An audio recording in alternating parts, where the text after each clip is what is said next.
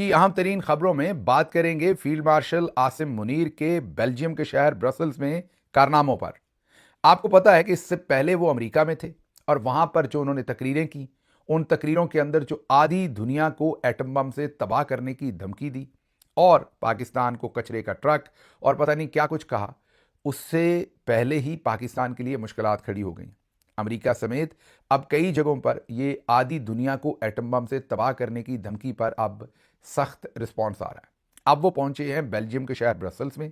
वहां पर भी कोई मुख्तलिफ बातें नहीं की, तकरीबन वैसी ही बातें हैं और मज़ीद पाकिस्तान के लिए प्रॉब्लम्स खड़ी करने की तरफ वो पेशकदमी कर रहे हैं।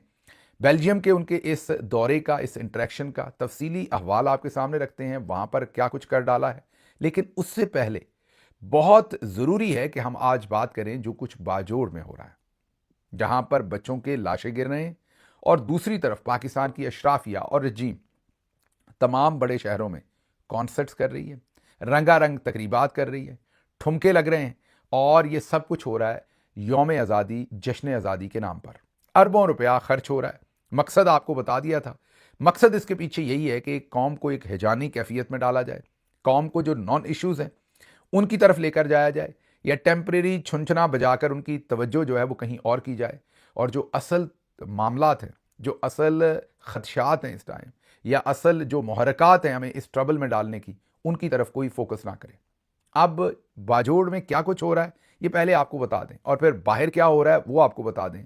आप खुद ही अंदाज़ा लगा लेंगे कि अगर आप ऐसी सिचुएशन में हों तो फिर आप यौम आज़ादी और जश्न आज़ादी के नाम पर अरबों रुपए से जानबूझकर एक तरफ मैयत हो तो दूसरी तरफ जश्न का माहौल पैदा करके तफरीक पैदा करेंगे या मुल्क को इकट्ठा करने की कोशिश करेंगे। जाहिर है आज़ादी तो हम सभी को प्यारी है और आज़ादी पर हमें जश्न भी मनाना चाहिए, लेकिन जश्न मनाते हुए हमें अपनों के जो जनाजे गिर रहे हैं उनका भी ख्याल करना चाहिए। आज़ादी आसानी से तो मिली नहीं थी, ना ही ये आज़ादी हमें किसी जनरल अयूब ने दी थी, ना ही जनरल याया ने, ना ही जनरल ज़ियाउल हक ने, ना ही जनरल मुशर्रफ ने या जनरल बाजवा ने या जनरल आसिम मुनीर ने। ये आज़ादी कायद आज़म रहमतुल्लाह अलैह के साथियों ने, उन्होंने जो वकला थे, माशरे के दूसरे हिस्सों में थे, सिविलियंस थे, उन्होंने सड़कों पर मूवमेंट करके, लाठी गोली बर्दाश्त करके, बिल्कुल ऐसे ही जैसे आज फिर पाकिस्तानी सड़कों पे हैं, इस आज़ादी को हासिल किया था। इसलिए पाकिस्तानियों के लिए ये आज़ादी बहुत ज़रूरी है। कोई हमें सर्टिफिकेट ना दे कि आज़ादी के दिन आपने अगर जश्न का लफ्ज़ इस्तेमाल ना किया तो आपके साथ ये हो जाएगा, आप मुहिब वतन नहीं रहेंगे। जश्न वाले दिन आपने एहतजाज की बात कर दी तो बहुत बुरा हो जाएगा। ये ना मंजन बेचा जाए मेहरबानी करके, क्योंकि जिस मुल्क के अवाम के साथ इतना जुल्म किया जा रहा हो और वहीं की एक काबिज़ एलीट की तरफ से उन्हें उस वक्त की आज़ादी का जश्न तो मनाना है जो उन्हें मिली है, लेकिन इस वक्त की जो महरूमी है उसके खिलाफ एहतजाज भी करना है। ये दोनों चीज़ें साइमल्टेनियसली चलेंगी। ऐसा नहीं है कि आज़ादी के दिन आपके तमाम जुल्म भूल जाए और आप जो रंगारंग तकरीबात कर रहे हैं उनके अंदर यौम आज़ादी का नाम लेके आपके जो खून से हाथ रंगे हुए हैं उनको आप हरे रंग से रंग कर आप अपने आप को छुपाने की कोशिश करें। ये ज़रा बाजोड़ के हालात देखें। ये एक बुज़ुर्ग हैं, ये कह रहे हैं, पश्तो में बातचीत कर रहे हैं, इसलिए मैं आपको ट्रांसलेशन बता देता हूँ। ये कह ये रहे हैं कि मेरी बीवी बहुत सख्त बीमार थी, हम उसे पेशावर लेकर जा रहे थे, मुझे लग रहा था कि शायद वो बच ना पाए। मैं सोच रहा था कि अगर उसकी वफ़ात हो गई तो बच्चों को कैसे बताऊंगा कि आपकी माँ के साथ क्या हुआ। अब उनका पूरा कुनबा शहीद हो गया। अब वो कह रहे हैं कि आज माँ और बच्चे सभी इकट्ठे शहीद हुए पड़े हैं, तो मेरी ये मुश्किल तो आसान हो गई कि मुझे बच्चों को नहीं बताना पड़ा। और अब वो लोगों से पूछ रहे हैं कि मैं क्या करूं। ये सूरत हाल। बाकी वहाँ पर जो तस्वीर आ रही हैं, जली हुई बच्चों की जो लाशें सामने आ रही हैं, जो जनाजे सामने आ रहे हैं, जो बम फटते हुए सामने आ रहे हैं, वो मेरा दिल तो नहीं है कि मैं आपके सामने वो वीडियोज़ रखूँ। लेकिन दूसरी तरफ ये ज़रा कराची की एक वीडियो देखिए। ये हमारे गवर्नर हैं टपोरी, माजरत टपोरी नहीं टसोरी साहब।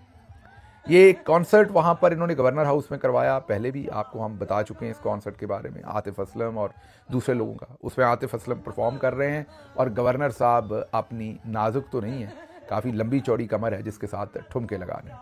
उनको ये भी एहसास नहीं कि वो गवर्नर हैं, उन्हें ये भी एहसास नहीं कि उन्होंने ये हरकतें नहीं करनी, लेकिन अब वो क्या करें, गलती तो उनकी है जिन्होंने उनको गवर्नर बनाया। वो तो जो करना चाहते थे वो या करते थे वो वही करेंगे और उनको वही करना आता है और वो वही कर रहे हैं। लेकिन मसला ये है कि जो भी इनकी एक्सपर्टीज़ है वो हमारे चौधरी साहबान को इतनी पसंद है कि उन्हें इसी तरह के गवर्नर साहबान चाहिए। याद कीजिए मौलाना तकी उस्मानी, हमें तो सभी हमारे बुजुर्ग भी वैसे ही मिलते हैं, वैसे अनफॉर्चुनेट है, बहुत ही मोतबर आलम दीन, और मैं तो उनका बड़ा एहतराम करता हूँ, लेकिन उनकी स्टेटमेंट याद करके परेशान होता हूँ। मौलाना मुफ्ती तकी उस्मानी साहब ने कहा था कि मुझे गवर्नर टेसोरी साहब को देखकर हज़रत उमर फ़ारूक रज़ी अल्लाह अन्हा की उन्हें उनमें शबी नज़र आती है, उनके दौर की याद ताज़ा हो जाती है। उनको देख के मुझे हज़रत उमर फ़ारूक रज़ी अल्लाह अन्हा जो है वो याद आ जाते हैं। अब पता नहीं तकी उस्मानी साहब आज टीवी देख रहे हैं कि नहीं, या उन्हें कोई इनके ठुमके दिखाए और इनके शौक दिखाए और फिर उनसे नज़रसानी करने के लिए दरख्वास्त कर ले। कोई बात नहीं, बुज़ुर्गों से भी गलती हो जाती है, गलत स्टेटमेंट्स दे दी जाती हैं। कोई इश्क होगा, उल्फत होगी आपको अपना टेसोरी साहब से, कोई ऐसी ज़रूरत होगी जो टेसोरी साहब पूरी करते होंगे, जिससे आप बहक कर ये बयान दे बैठे, तो कोई बात नहीं। मौलाना साहब आप ये बयान वापस ले लीजिए, मेरे ख्याल में बेहतर होगा, क्योंकि आपका बहुत बड़ा नाम है, बड़ा एहतराम है। अगर आप ऐसा बयान जारी रखेंगे तो लोगों को कम से कम बहुत तकलीफ होगी कि आपने कहाँ की बात जाकर कहाँ मिला दी। लेकिन बार ये सब कुछ तो हो रहा है, तो एक तरफ जो बाजोड़ है वहाँ पर लोगों के लिए जो सूरत हाल है वो मैंने आपको बता दी है। दूसरी तरफ हम पूरा जोर लगा के, मतलब अगर हम नॉर्मल एक महज़ब तरीके से, बगैर इन कॉन्सर्ट्स के, बगैर ठुमके लगाने के यौम आज़ादी जो है वो पूरे एक जज्बे के साथ मनाएं, जिसके अंदर हम कुरान करीम की अगर तलावत करते हैं, फिर अपने जो अफ़कार हैं कायद आज़म की उनकी तकरीर करते हैं, एक ग्रेसफुल किस्म की हम तकरीबात रखते हैं, वहाँ पर बच्चों को, स्टूडेंट्स को, कॉलेज के तलबा को, यूनिवर्सिटी के तलबा को बताते हैं कि हमने ये आज़ादी कैसे हासिल की थी, हमारे बुज़ुर्गों ने क्या कुर्बानियाँ दी थी, वजह क्या थी। जो लार्जर इंडिया था उसके अंदर ख़तरा ये था कि पाकिस्तान माइनॉरिटी बन जाएगा, पाकिस्तान कह दिया, मुसलमान माइनॉरिटी बन जाएगा, हिंदू मेजॉरिटी बन जाएंगे, इसलिए पाकिस्तान एक माइनॉरिटी के लिए, अक़लियत के लिए मुल्क बनाया गया था। लेकिन अब हम अपनी अक़लियतों के साथ क्या करते हैं, ये बच्चों को आज के दिन हम बताएं कि ये मुल्क अक़लियत के लिए बना था, वो अक़लियत इस मुल्क में आके अक्सरियत हो गई मुसलमान, तो क्या उनका अब क्या किरदार है, जिस वजह से उन्होंने मुल्क बनाया था अक़लियतों के तहफ़्फ़ुज़ के लिए, क्या आज पाकिस्तान में अक़लियतों का वैसा तहफ़्फ़ुज़ है? तो ये बातें हम अपने बच्चों को बताएं, और अपनी हिस्ट्री के जो अच्छे बुरे वाक़यात हैं वो अपने बच्चों के साथ शेयर करें, जो सबक हासिल हुए वो शेयर करें, ना कि हम ठुमके लगाएं। ये मेरी समझ से बाहर है कि ये जश्न आज़ादी सिर्फ ठुमकों से ही कैसे पूरी हो सकती है, आतिशबाजी से ही कैसे पूरी हो सकती है, लेज़र लाइट्स के साथ ही कैसे पूरी हो सकती है, जब हमारे अपने ही मुल्क में किसी और जगह पर हमारे अपने ऑपरेशन से हमारे बच्चों की लाशें गिर रही हैं, हमारी माओं की लाशें गिर रही हैं, बहनों की लाशें गिर रही हैं। तो जब हम इतना जोर लगाएंगे, एक तरफ इतना धूम धड़का करेंगे, तो जहां पर मैयत पड़ी है वो क्या फिर हमारे साथ कनेक्ट फील करेंगे? क्या ये हम पैसा लगा के, जोर लगा के तफरीक पैदा करने की कोशिश तो नहीं कर रहे? क्या हम ये जश्न आज़ादी के नाम पर मुल्क को कमज़ोर करने की कोशिश तो नहीं कर रहे? यौम आज़ादी और ऐसी तकरीबात तो कौमों को इकट्ठा करने का सबब होती हैं। वो कौमों के माजी को, अपने बुजुर्गों को, उनके किए हुए काम को, अपनी दी हुई कुर्बानियों को दोबारा से जिंदा करके, बातचीत करके अपनी नई नस्ल को और उनकी आइडियोलॉजी को सोलिडिफाई किया जाता है, सीमेंट किया जाता है, वो जो नजरिया होता है कौम का। यहां पूरा जोर लगा के हैव और हैव नॉट और एक डिस्क्रिमिनेटरी जो सलूक है उसको उजागर करके इस चीज की मुकम्मल कोशिश की जा रही है कि तफरका पैदा किया जाए, नफरत पैदा की जाए एक दूसरे से, कौम को कमजोर किया जाए, एक कोई एहसास दिया जाए कि आपके साथ क्या हो रहा है हमें इससे कोई परवाह नहीं है, तो इस पर नजरसानी की जाए। ये बहुत ही बेहुदा हरकत हम कर रहे हैं। मैं दोबारा मेरी बात को कहीं और कनेक्ट ना कीजिएगा। आज़ादी मनाना हम सबका फ़र्ज भी है, हक भी है, और वो करना चाहिए, लेकिन उसमें ठुमकों की और ये रंगारंग तकरीबात की ऐन उस वक्त जब लाशें गिर रही हैं उसकी कोई उतनी ज़रूरत नहीं है, जो आप पूरा जोर लगा के सिर्फ इसलिए कि लोग इमरान खान को भूल जाएं और लोगों को आप ये रंग, भंगड़े, ठुमके इनके अंदर महसूस करके कहीं का कहीं खींच के ले जाएं। ये छुंछना आप चंद मिनट बजा सकते हैं, लोग पागल नहीं है कि उनकी सारी तवज्जो असल इश्यूज से हट जाए। अब चलते हैं ज़रा, जो फील्ड मार्शल साहब पहुंचे हैं ब्रसल्स के अंदर, ज़रा पहले तो आपको अमेरिका में जो हुआ वो तो आपको पता ही है, लेकिन उसके बाद अब वहाँ से पेंटागन के एक साबिक ऑफिशियल का सोशल मीडिया के ऊपर जो पैगाम है वो पूरी दुनिया के अंदर इस वक्त चल रहा है, जिसमें उन्होंने बहुत ही सख्त रद्द-ए-अमल दिया है। उन्होंने फील्ड मार्शल आसिम मुनीर को नापसंदीदा शख्स करार देने का ऐलान किया है या डिमांड की है अमेरिका से। उन्होंने कहा कि ये अमेरिकी सरजमीन के ऊपर आकर उन्होंने पूरी आधी दुनिया को तबाह करने का न्यूक्लियर हमले की धमकी दी है। अमेरिकी सरजमीन इसमें इस्तेमाल हुई है, यहाँ खड़े होकर ये धमकी दी है, इनको नापसंदीदा शख्सियत करार दिया जाए, तमाम पाकिस्तानी अफसरों के वीज़े बंद होने चाहिए, इनको नेटो जो हमारे नॉन नेटो अलाय का जो हमें एक दर्जा है ये देने जा रहे हैं या दिया हुआ है उसको फौरी तौर पर ख़त्म होना चाहिए, और दुनिया से ये माफ़ी मांगें कि ये किस तरीके से आधी दुनिया को अपने एटम बम से तबाह करने की धमकी दे रहे हैं।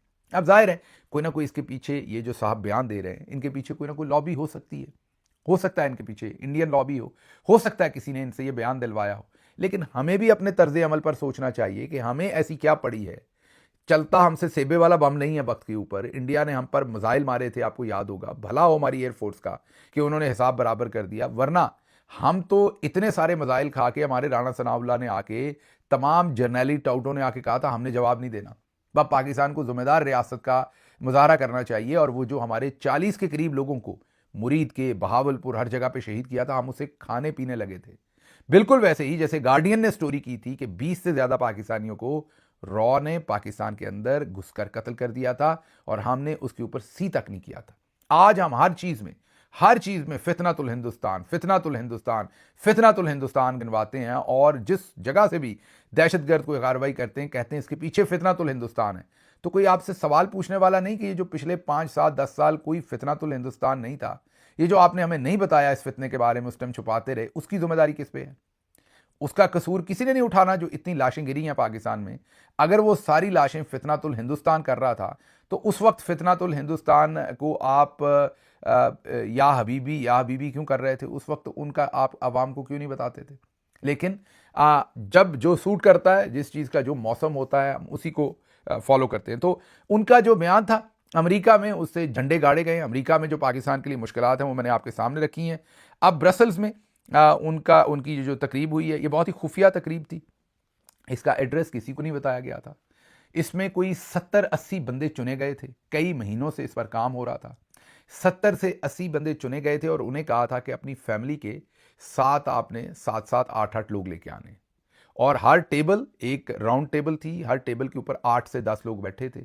टोटल यहाँ 500 से 600 लोग थे, कुछ 700 भी कहते हैं, लेकिन 500 से 600 लोग इकट्ठे किए गए थे। तरीका यही था कि 70 से 80 मेन लोग पूरे यूरोप में से पिक किए गए, कोई 5 इंग्लैंड से, कोई 5 बेल्जियम से, इस तरह पूरे यूरोप में से 70 से 80 बंदे इकट्ठे किए गए। उन बंदों के जुम्मे लगाया कि आपने साथ 4-4, 5-5, 6-6, 7-7 बंदे लेके आने हैं, वो अपने साथ, और उन बंदों के जिम्मेदार आप होंगे। अगर उन्होंने कोई नारा लगाया, अगर उन्होंने कोई बदनज़मी की, बदतमीज़ी की, वो इन बंदों को लेके आए। अगर मैं प्रोनाउंसिएशन गलत कहूँ तो माजरत, क्योंकि ये मेरी ज़ुबान नहीं है। बेल्जियम के अंदर जो भी ज़ुबान है, बहरहाल उसका नाम ग्रॉट कासल है। ग्रॉट नामी एक किला कहें पुराना, उसके ये आंगन में कह लें, उसके सामने कह लें, उसके सहन में कह लें, उसके लॉन में कह लें, ये तकरीब हुई।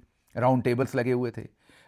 उसके बाद फील्ड मार्शल साहब जो हैं वो वहाँ पर तकरीबन 2.5 घंटे की ताख़ीर से पहुँचे। ये हैदरियम का इलाका है जो ब्रसल्स का, जहाँ पर ये सारी एक्टिविटी हुई है, और सिक्योरिटी के इंतज़ामात पेरिस की एक सिक्योरिटी कंपनी के सुपुर्द थे, और उसके कोई तकरीबन 30 से 50 के करीब जो इस सिक्योरिटी के लोग थे इस तकरीब में, वो पेरिस की इस सिक्योरिटी कंपनी को, जिसको काफ़ी ज़्यादा पैसे पे किए गए थे, उसने इस सारी तकरीब की सिक्योरिटी की थी। 30 से 50 के करीब लोग थे जो मामूर थे वहाँ सिक्योरिटी पे। 2 बेल्जियम पुलिस की गाड़ियाँ भी इनके साथ, या पुलिस भी वहाँ पर, जो अंदर तकरीब के अंदर के इलाके थे, मैं उसकी बात कर रहा हूँ। बाहर भी ज़ाहिर सिक्योरिटी होगी ज़रूर। उसके बाद सिक्योरिटी के तहत मेहमानों को हदायत थी कि वो मोबाइल फ़ोन या तो गाड़ी में छोड़ें या बंद करके सिक्योरिटी के हवाले कर दें। किसी शख्स के पास भी मोबाइल फ़ोन नहीं हो सकता था, वो इस तकरीब के अंदर मोबाइल फ़ोन इस्तेमाल नहीं कर सकता था। उसके बाद पेरिस के एक पाकिस्तानी बिजनेसमैन ने इस तकरीब को ऑर्गेनाइज़ किया था। ख़र्चा ज़रूरी तौर पर उनका नहीं होगा, ख़र्चा साडा पसंद सजना दी। ख़र्चा ज़रूरी तौर पर ये फ्रंट मैन आगे खड़े कर दिए जाते हैं अक्सर औक़ात, ख़र्चा वो नहीं करते, लेकिन वो कम्युनिटी में अपनी शोशा ऐसे ही बनाते हैं कि पैसा हमने लगाया। लेकिन ऐसी तकरीबात के लिए फिर सफारत खानों के खुफिया फ़ंड्स और दूसरे इस्तेमाल होते हैं, बल्कि अक्सर औक़ात ऐसी जो पार्टियाँ होती हैं वो इसमें से पैसा बनाती हैं, लेकिन वो अपनी कम्युनिटी में यही भड़के मारते हैं कि ये ख़र्चा हमने किया था और पैसा हमने लगाया था। तो बहरहाल ये उनसे ये सब कुछ करवाया गया। उसके बाद सिर्फ़ उन अफराद को इस इलाके में दाखिले की इजाज़त थी जिनके पास दावतनामे थे। मतलब एक डर था, खौफ था, बहुत ही एक सीक्रेट तरीके से इसे ऑर्गेनाइज किया गया था। मैंने जैसे आपको कहा कि 15 से 16 जो यूरोप के मुल्क थे, Sweden, Switzerland, France, Germany, Spain, पुर्तगाल, मीन पूरे यूरोप में से, आयरलैंड, बरतानिया, सब जगहों से, मीन कुछ लोग तो अमेरिका से भी वहाँ पर मंगवाए गए थे। तो ये एक इकट्ठ किया गया था। उसके बाद रिफ़्रेशमेंट जो है वो साइड पे पड़ी थी, वो टेबल पे नहीं थी कि कोई काम वहाँ पर ख़राब ना हो जाए। मेहमान खुसूसी की जो आमद है वो आर्मी चीफ हाफिज़ साहब तकरीबन 2.5 घंटे ताख़ीर से पहुँचे। उनके साथ मोहसिन नकवी मौजूद थे। तकरीब शाम 4 बजे से शुरू हो चुकी थी, लोग आके बैठ चुके थे, लेकिन उन बेचारों को रात 9 बजे तक इंतज़ार करवाया गया। रात 9 बजे उन्हें खाना दिया गया। फील्ड मार्शल खाने में नहीं रुके, वो अपनी तकरीर करके फ़ौरी वहाँ से निकल गए और सिक्योरिटी की वजूहात पर उन्हें सारे लोगों से मिलने भी नहीं दिया गया। चंद चीदा चीदा लोगों से उनकी फिर किसी और जगह पर मुलाकात करवाई गई। उन चंद चीदा लोगों में मैंने कुछ ऐसे लोगों की तस्वीर भी देखी जो जब हमसे मिलते हैं तो वो फील्ड मार्शल साहब को बुरा भला कहते हैं। मैं गालियों का लफ्ज़ चलें इस्तेमाल नहीं करता, लेकिन बहुत ही बुरा भला कहते हैं और ये भी कहते हैं कि इमरान खान बिल्कुल दुरुस्त हैं और हम उनके साथ हैं। जब मैंने उन लोगों की तस्वीर देखी तो मैं हैरान हुआ लोगों की अखलाकियात के ऊपर कि अगर तो आप वाकई फील्ड मार्शल को बेहतर समझते हैं तो फिर इन बेचारों को बुरा भला, इनको गालियाँ क्यों देते हैं आप इनकी बैक के ऊपर हमारे सामने। आप फिर हमारी तकरीबात में भी होते हैं, फिर आप इनके साथ भी दांत निकाल निकाल के तस्वीरें खिंचवा रहे हैं। बहरहाल जो तो हमारे अगर कोई ऐसे रैंक एंड फाइल में लोग हुए, अगर कोई हुए तो, क्योंकि अभी तो पता नहीं, बड़ी इनिशियल इन्फॉर्मेशन है, तो उनको तो डेफिनेटली फारिग किया जाएगा, उनसे डिस्टेंस किया जाएगा। लेकिन जो वैसे उमूमी तौर पर डायस्पोरा के लोग हैं उनसे मैं यही कह सकता हूँ कि आप बेशक उधर खड़े हों, बेशक इधर खड़े हों, लेकिन आप में इतनी अखलाकियात होनी चाहिए कि आप एक तरफ खड़े हों। मक्खी होती है जो हर जगह ही बैठ जाती है और आप मक्खी से बेहतर आपको अल्लाह मियाँ ने अशरफुल मखलूक़ात बनाया है, जिधर भी खड़े हो। मैं ये नहीं कह रहा आप हो सकता हम बहुत बुरे हों, हमारी ये सारा जो तहरीक है ये बहुत बुरी हो, आपको बुरी लगती हो, तो फिर आप उधर खड़े हो जाएं, लेकिन आप इधर भी खड़े होते हैं, उधर भी खड़े होते हैं, तो मतलब आपकी कोई अखलाकियात है नहीं, बस आप प्रिटेंड करते हैं। तो वो सिर्फ आपको तस्वीर चाहिए, जो भी ताकत में है, जो भी मशहूर है उसके साथ आपको तस्वीर चाहिए ताकि आप लोगों को मरूब कर सकें। ये बहुत ही छोटी हरकत है, छोटी जहनीत है, इसमें से बाहर आइए। अगर आप इसमें से बाहर नहीं आएंगे, आपकी सोच इतनी छोटी रहेगी, तो पूरी दुनिया में हमारा मकाम भी छोटा रहेगा। कौम के तौर पर आपको एक फ़र्द के तौर पर पहले बेहतर होना पड़ेगा, फिर ही कौम के तौर पर हम बेहतर हो सकते हैं। फील्ड मार्शल ने वहाँ पर जो खिताब में नकात थे उनके, ओवरसीज़ पाकिस्तानी मुल्क की रीढ़ की हड्डी हैं, पाकिस्तान के लिए उनकी सपोर्ट ज़रूरी है। पाकिस्तान में सरमाया करें, जो मुल्क के लिए अच्छा करे उसकी हमायत करें, जो मुल्क के लिए अच्छा करे